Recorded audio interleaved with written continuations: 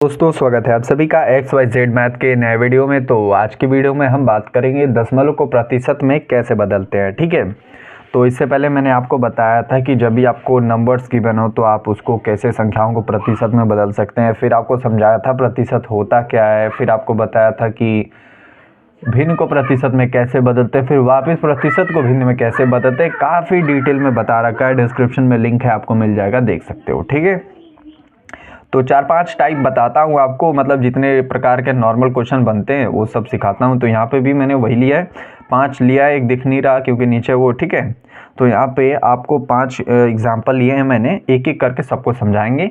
Solve मैंने पहले से ही कर लिया है ताकि आपका समय बचे और आप आराम से समझ सकें। ठीक है, अब देखिए सबसे पहले वाले क्वेश्चन में मैं पूरा डिटेल में समझाऊंगा, फिर अपने आप ऑटोमेटिक आप कम करते जाओगे। यहाँ से आप समझ रहे हो, मतलब जो बच्चा 5वीं तक आ जाएगा, 5वें एग्जाम्पल तक, बस क्वेश्चन देखेगा फटाक से उस लिख लेगा। ठीक है, तो चलिए इसको करते हैं। सबसे पहले है 0.4। तो 0.4 को यहाँ पे लिखोगे तो आपको पता होगा कि किसी भी संख्या 2, 4, 5, 6 जितने भी आपका नेचुरल नंबर होता है उसके अपॉन में 1 होता है, ये तो आपको पता है ना। तो 0.4 के अपॉन में 1 लिख सकते हो। ठीक है, इतना हो गया। अब देखो, अब मुझे दो यहाँ पे काम करना होता है। जब भी आपको भिन्न को प्रतिशत में, दशमलव को प्रतिशत में बदलना हो तो दो नियम हमेशा याद रखिएगा। सबसे पहला नियम कि दशमलव हटाओ, दूसरा नियम कि बेस हर या फिर जिसको डिनोमिनेटर बोलते हैं, ठीक है, वो आपका 100 होना चाहिए। ठीक है, नहीं है तो उसको बनाओ। देखो कैसे बनाएंगे। 0.4 अपॉन में 1 होता है, दशमलव हटाने के लिए मैं 10 से ऊपर गुणा करूंगा। ठीक है, तो अगर ऊपर छेड़ रहे हो तो नीचे भी छेड़ना पड़ेगा, जितना नंबर से उतना ही नंबर से, ये नियम होता है। मतलब ये नहीं कि अपने मन से कहीं भी गुणा कर दिए। ठीक है, ऊपर कर रहे हो तो नीचे भी करना पड़ेगा, नीचे कर रहे हो तो ऊपर भी करना पड़ेगा। ठीक है, तो इस हिसाब से अगर मैं 10 से गुणा करूँ तो ये वैल्यू 40 हो जाएगी, और एक अंक के बाद ही मुझे डेसिमल लगाना होता है, तो वैल्यू क्या बचेगी, 4 ही तो बचेगा। ठीक है, और नीचे 1 में 10 का गुणा करोगे तो क्या हो जाएगा, 10 हो जाएगा, यानी कि वैल्यू क्या बनेगी, 4/10। ठीक है, अब मैंने क्या बताया था, जैसे ही दशमलव हट जाए तो आपको क्या करना होता है, नीचे बेस में आपको 100 लेके आना है।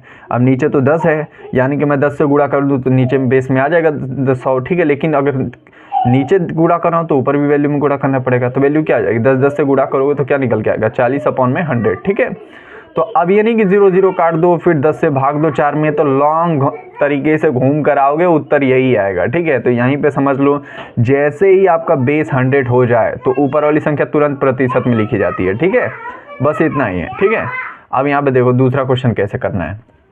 सेकंड वाला भी बिल्कुल सेम है, 0.25 अपॉन में 100 लिखा। क्यों, इसलिए क्योंकि 1 2 मतलब 2 अंक के बाद यहाँ पर दशमलव लगा है। तो अब मैं डायरेक्ट कर सकता हूँ कि जब भी 2 अंक के बाद दशमलव है तो नीचे 2 0, 3 अंक के बाद दशमलव है तो 3 0, 1 अंक के बाद दशमलव है तो 1 अंक के बाद दशमलव लगा है तो 1 0। ठीक है, जैसे यहाँ पे 10 आया था। ठीक है, तो यहाँ पे देख सकते हो, यहाँ पे 2 अंक के बाद डेसिमल है तो यहाँ पे सीधा 16 दिया, तो मेरा काम 2 हो गया यहाँ पे। क्यों, क्योंकि देखो 25 के आगे 0 लिखोगे कोई फर्क नहीं पड़ेगा, 0 हटा देते हैं। यहाँ पे क्या बचेगा, 25/100। तो यहाँ पे ऑटोमेटिक देख सकते हो कि बेस हमारा 100 बन ही चुका है, तो मतलब पहला काम करते ही ऑटोमेटिक दूसरा काम भी हो गया। ठीक है, तो संख्या अगर आपका नीचे का 100 हो तो ऊपर वाली संख्या प्रतिशत में लिखी जाती है। ठीक है, तीसरा देखिए 0.83, यही वाला बिल्कुल सेम है। तो यहाँ पे देखो और कम समय में कैसे कर सकते हो।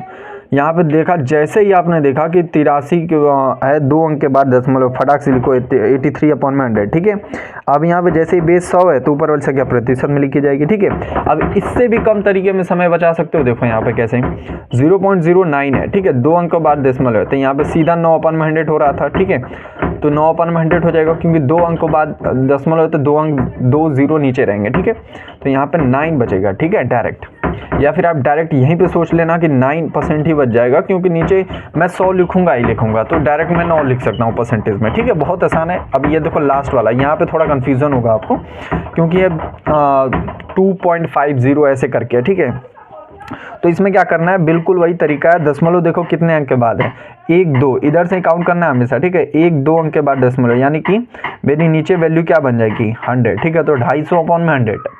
एक गलती यहाँ पे करोगे कि 0 0 काटोगे फिर 10 से भाग दोगे 25 में, यही घूम के आएगा। उससे अच्छा है यहीं पे देखो, जैसे ही बेस हुआ ऊपर वाली संख्या क्या है, प्रतिशत, काम खत्म। ठीक है, तो आई होप आपको क्लियर हो गया होगा, बहुत आसान था। तो आज के वीडियो में बस इतना ही रखते हैं, मिलते हैं अगले वीडियो में, तब तक के लिए पढ़ते रहिए। अगर वीडियो अच्छा लगा तो प्लीज़ लाइक और चैनल को सब्सक्राइब कीजिएगा।